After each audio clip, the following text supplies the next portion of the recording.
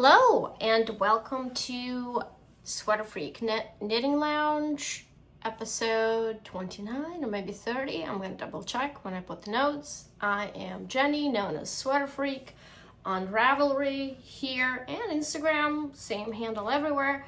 If you are new to my channel, welcome and I hope you like the episode. If you are a returning watcher, welcome back and thanks for staying along with me. All right, so what happened the last 2 weeks? Oh boy, a lot. Anyway, the weather here is pretty cold now. I live in kind of a denial that summer is still here. I still have my patio furniture out. It's kind of like I hang on till the last minute to put it away. And I think it's actually getting there at this point. It's always cold. I'm in the Pacific Northwest, so it's pretty chilly here. And yeah, it's definitely fall. Definitely fall. In a month, it'll be almost winter. So lots of accessory knitting. That's what I've been up to. And today I have a couple of things to show you as well as a short book review. So this episode is mostly dedicated to my No Rhinebeck, No Problem mystery reveal. I typically run, for those of you who are new in the channel, I typically run No Rhinebeck, No Problem every fall during Rhinebeck Sheep and Wool, Wool and Sheep and Wool Festival. For those of us who don't attend, not to feel left out. So I've done this year. This is the 5th year I've done it, and I really enjoyed it this year as well. And without further ado, this is my cowl. This is my cowl, and it's a Dicky style of cowl that's knit top down. So I start from here. And I use the same mosaic pattern, but I switch the colors and switch placement. And then I do a Dicky flap with 2 different colors. I thought that would be interesting to do that. And the front is longer than the back. So I really enjoyed this pattern. I wanted to do a checkerboard pattern, but something different than all the other designers were doing. So I had to look online for patterns and to modify the patterns that I found. And this is what I came up with, and I think this pattern is not, I haven't seen it being used. So I wanted to do something that's within that range, but still, you know, unique enough to not look like something else. And also, my idea for a Dicky was that I wanted to wear it under my coat.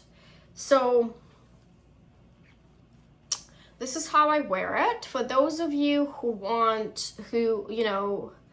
don't have a long neck or want it a little shorter, you could just go like that and have it like this, and what I did for this one is for the main color, I used Miss Babs Intrepid, which is her non-superwash Targhee base, which I think they're phasing it out.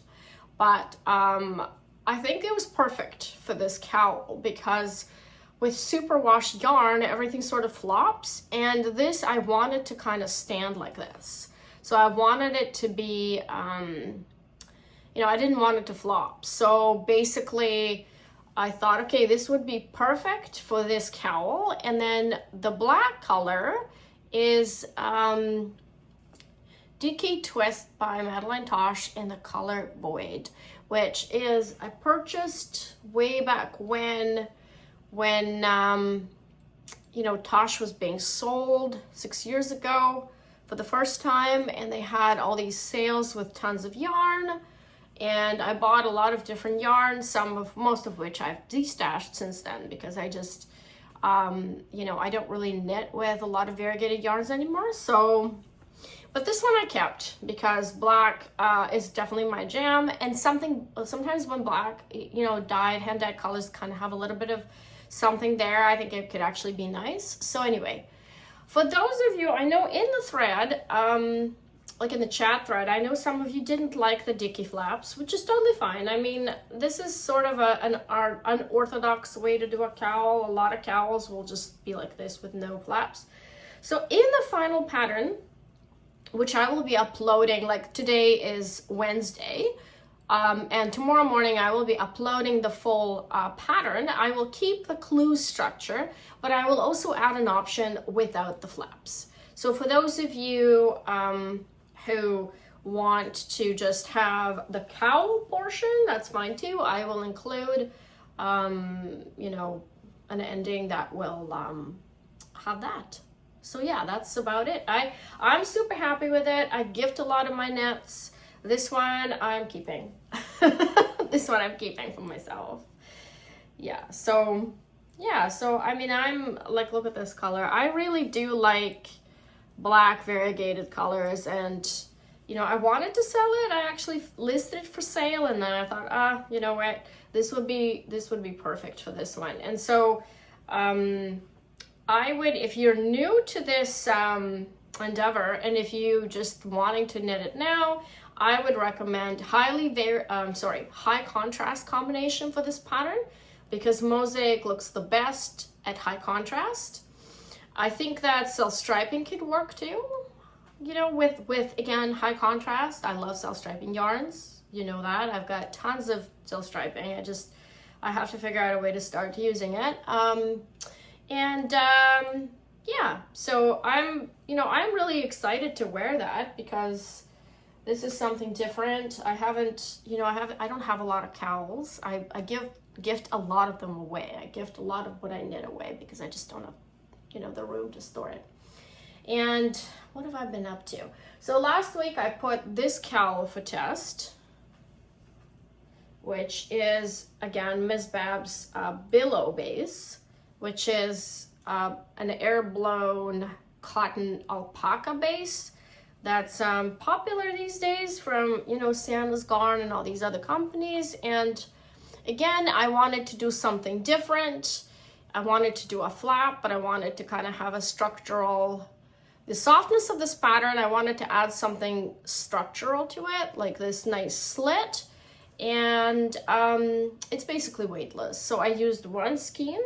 So for those of you who are waiting for the pattern release, which is going to be at the end of November, hopefully, this is just one skein of billow. And yeah, I'm super happy with the result. I haven't decided whether I'm going to gift it or keep it yet, but we'll see. So yeah, that's what I've been up to in the last couple of weeks. And November 10th, I am releasing the mosaic, slice of mosaic shawl that I've had a test knit in my group for ages. I'm still working on my sample, just because it's sort of been just kind of like a pleasure knitting for me. I've completed the mosaic and I'm moving on. So this will be released on the 10th of November. I have to finish this obviously and take photos. And yeah. So again, I will keep this one because it's non-superwash. Yeah, so my goal for the next couple of weeks is to finish this one, and also I have some hats in the works, and I also have another rib welt pattern in the works. I'm just working on my sample version to see if it works out. I won't show you because I'm a little bit superstitious that way, but once I've reached the point where it's working out, maybe next episode I'll show you. So lots of accessory knitting. I do like to knit accessories at this time just because we're all getting ready for the gifting season. And I have a lot of people in my immediate circle that I could gift accessories to. So I think it's a nice way to kind of achieve both goals, to have new patterns and to also have gifts for people. And I also have a little bit of a book review. So I just picked up from Amazon this book, Alternate Rebellion, not to be confused with Alternate's Stitch Libraries by Andrea Rangel. This is a different book by a different author. And this book is not new. It's 5 years old. I don't know how I missed it, because I always buy a lot of knitting books. Like you can tell, I've got this shelf and I also have that shelf, and there's a bit in the other room. So I have a lot of knitting books. I buy a lot of knitting books. But this one somehow I missed. I stumbled on the charts on Pinterest and I thought, oh, I need to have this book. I need to have it. And there's just something really nice about having a pattern book, knitting charting book in just as a physical copy. And so I bought it on Amazon, and it's actually much cheaper on Amazon US, but with all the duties, it would have been the same. So I just bought it in a Canadian Amazon. Now, this book came out of a concept for radical patterns for creative knitters. So apparently there's a concept in, I don't know, Denmark. So it says here, in Denmark in the 70s, a particular style of knitting featuring colorful pattern repeats and politically motivated messages became known as a Hansestrik. This movement and the idea of a freer style of knitting is the inspiration for alternate rebellion. So these days, though, maybe it's not as innovative in a sense, because there's lots of people knitting different color work, but I guess in the 70s, this was a real, a real step away from the usual sweaters that you see in, Selbo and just the traditional color work.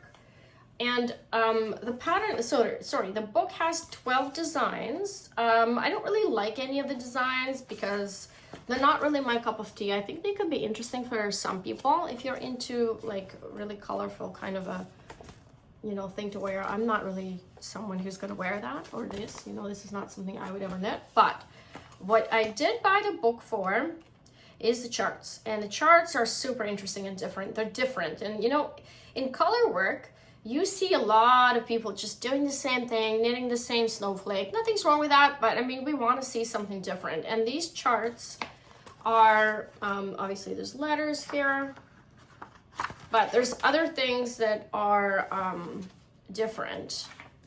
Very simplistic, very Nordic, and then also different. I'm just going to show you a couple of things that I think are interesting. Like this, and compared to, like, I have a lot of knitting books or this, so this is something different, right? I have a lot of knitting books that are traditional knitting books, and they are, like, some of the patterns are traditional, like Argyle and this. I mean, this is probably something you'd find elsewhere, but, if you wanted to have, like, a safety pin or something like this, like, there's a lot of things that are kind of novelty here, and even though I may not use them in my patterns, I think it's nice to have that for inspiration. Like, look at this. Isn't this gorgeous?